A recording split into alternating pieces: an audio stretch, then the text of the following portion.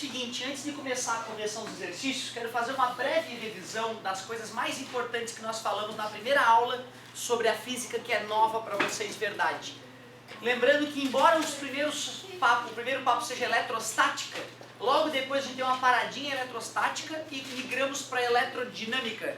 Nós somos feitos de átomos, e o átomo é uma estrutura pequenininha que no seu interior, aparentemente sólido, tem o núcleo. E lá no núcleo, duas partículas, prótons e nêutrons. Prótons são e nêutrons, neutro. Muito bem. Gigantesco comparado com o núcleo, porque o átomo é uma coisa minúscula. Gigantesco comparado com o núcleo, tem uma estrutura, eletrosfera, na verdade é uma região vazia, que fica ocupada por uns bichinhos doidões, os que têm carga. A física tentou descobrir durante muito tempo qual é a carga de um próton, qual é a carga de um elétron. Duas experiências famosas nos permitiram concluir que a carga elementar é mais ou menos 1,6 vezes 10 na menos 19 Coulomb. Quer dizer que um corpo neutro não é aquele que não tem carga, é aquele que tem prótons e elétrons em mesmo número. Porém, se um cara tem excesso de próton ou excesso de elétron, ele vai ter uma carga. E para calcular essa quantidade de carga, é só pegar o número de partículas em excesso e multiplicar pela carga elementar. A carga de um próton ou a carga de um elétron. Se for excesso de próton, tu usa o mais. Se for excesso de elétron, tu usa o menos. O que é um material condutor de eletricidade? Me dá um exemplo, então, de um material que é condutor. Os metais, né? Os metais, a gente chegou a bater esse papo, né?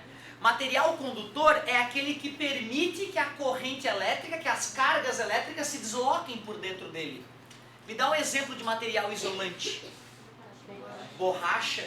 Quer dizer que se eu pegar um pedaço de borracha, conectar um corpo carregado aqui e encostar a mão aqui do outro lado, as cargas não vão poder vir para mim, porque é um material isolante. Condutor conduz eletricidade, isolante não conduz. O que seria um material semicondutor? Olha que loucura, o que é um semicondutor? Ele pode conduzir ou pode não conduzir, depende da situação. Lembrando que os semicondutores são essenciais para a fabricação de chip de computador, certo? De transistor, de tiristor, de diodo. Gálio é um bom exemplo de material semicondutor, mas o silício é o maior exemplo, né? Por isso Vale do Silício, né? A região nos Estados Unidos onde eles tiram o silício para fabricar chip de computador. A maior fábrica do mundo de chip de computador, se eu não me engano, ainda fica no Vale do Silício, não tenho certeza. Bom, condutor, conduz. Isolante, não conduz. Semicondutor, pode conduzir ou não conduzir. Né? Eu não tinha batido um pouquinho, só falei nas entrelinhas isso, não cheguei a citar bonitinho. Depois da quantidade de corrente elétrica, eu te mostrei que se as cargas estão fluindo por um condutor, eu posso calcular a intensidade de carga elétrica. Pega-se a quantidade de carga, divide-se pelo ΔT, pela variação do tempo. Agora observem a fórmula que tem na apostila, lá na página 3. A última fórmula lá, ó, I igual a Q sobre ΔT, depois ele colocou alguma coisa do lado. O que significa aquilo que ele colocou do lado? N vezes Z sobre ΔT. Ele substituiu esta fórmula dentro desta, certo? Observem que eu estou usando quantidade de carga elementar e ele chamou só de E, né? Por que eu não gosto de chamar de E? Porque pode fazer o aluno acreditar que é a carga do elétron, e não é a carga só do elétron, pode ser do elétron e do próton. Então, uma pequena diferença na minha anotação e na anotação da apostila, vale observar isso. Quando eu fui passar para ver as tarefas, a galera em geral teve dificuldade na 1.15 e na 1.16, na 1.17. Eu esperava aquela dificuldade na 1.17 principalmente. Porém, vou fazer a 1.14, acho que alguém teve dificuldade nela. Só por desencargo de consciência eu vou fazer ela para a gente começar o nosso aquecimento aqui. A figura abaixo mostra um fio condutor pelo qual passa uma corrente elétrica aí. A área sombreada é a seção reta do fio. Então tu vê, ele fez um fiozinho tortinho, bonitinho, mostrou que ele era redondinho. E para mostrar que ele estava analisando um pedaço do fio, ele sombreou aqui, né, uma regiãozinha, né? O que é a seção reta do fio? É o equivalente de tu ter cortado o fio e olhar o fio cortado de frente, né? A seção reta dele é aquilo ali. Fez uma flechinha colocando o I para lá.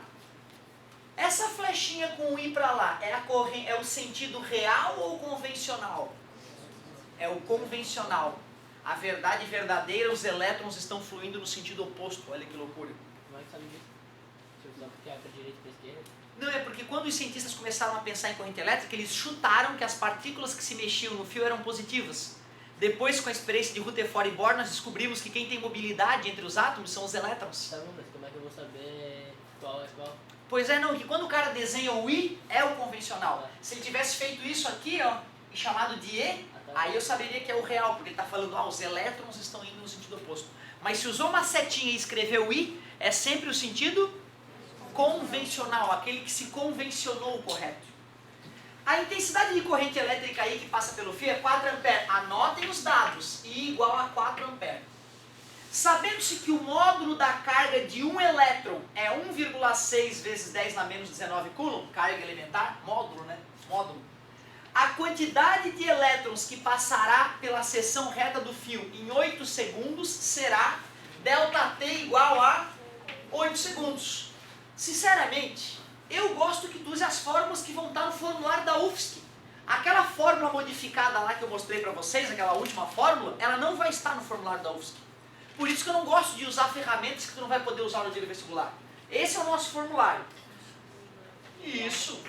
Ótimo, adorei a tua ideia. Uma ideia já mais refinada. Tu primeiro substituir nas fórmulas para depois fazer uma conta só. O aluno geralmente ele não faz isso, ele vai seco. Poxa, eu tenho o I, aliás, né? O que ele pediu mesmo? Número de elétrons, não foi?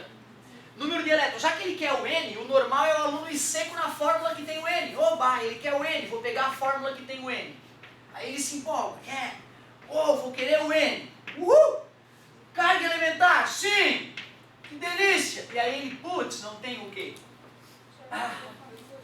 E aí o natural é tu ir em outra fórmula, né, cara? Putz, tá faltando o quê? Onde é que tem mais? Ali tem o quê? Vou tentar essa então. I igual a Q sobre ΔT. Quanto é que foi o I? 4. Tu substitui 4. A carga? Não sei a carga, mas o tempo eu sei. 8. E multiplica ambos os lados por 8. 4 vezes 8. 32 o quê? Coulomb. Tem que se acostumar com a pronúncia. Coulomb. E agora que eu descobri a quantidade de carga, eu substituo no lugar do que? Tá multiplicando, passa decorebinha clássica, né? Que às vezes pode agilizar a nossa vida, às vezes pode nos destruir. Se fosse 32 dividido por 16, daria 2. Mas como é dividido por 1,6, dá 20. 10 na menos 19 no denominador passa para o numerador, fica 10 na... Mas como nós queremos em notação científica, para ficar elegante, 2 vezes 10 na 20 elétrons. Professor, se é elétron, por que não é negativa a carga? Poderia ser uma pergunta, né? Se é elétron que ele falou, por que o senhor não usou menos? É que na verdade o que importa é... Convencionalmente, né, no início a galera achava que eram as coisas positivas que estavam indo para o outro lado, né? Mas, como a carga está fluindo, a seta dizendo que está fluindo para lá ou fluindo para cá substituiria o sinal negativo, né? Certo? Na física a gente faz isso, né? Se para lá é mais, para cá é menos, né? Ou seja, eu ignorei realmente o sinal na hora de fazer o cálculo porque não foi necessário. Uma quantidade bem razoável de elétrons em... Mas uma quantidade pode ser negativa. Pois então, mas aí eu quero te dizer o seguinte, ó. Se eu sei que são elétrons, a carga que flui pelo fio tem que ser negativa.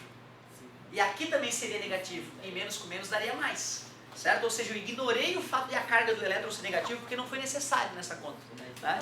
Eu estou falando isso que às vezes o aluno pode ficar curioso, né? Professor, elétron tinha que ser menos ali. Ela pode ser necessária, tipo, a gente também sim, tem que usar. sim. Se eu falo, por exemplo, um corpo possui uma carga de menos 32 coulomb. Aquele menos já está falando que é elétron, né? Então eu vou usar menos ali para não dar uma quantidade negativa, como tu mesmo observou. Não entendi, é porque eu perguntar se tivesse gabarito, por exemplo, o mesmo resultado, só que com menos 21 com mais 20. Não, aí olha só, aí entra aquilo que ele falou. Uma quantidade na nossa vida não pode ser menos que zero. Como eu estava contando quantas partículas chamadas elétron, a resposta tinha que ser positiva.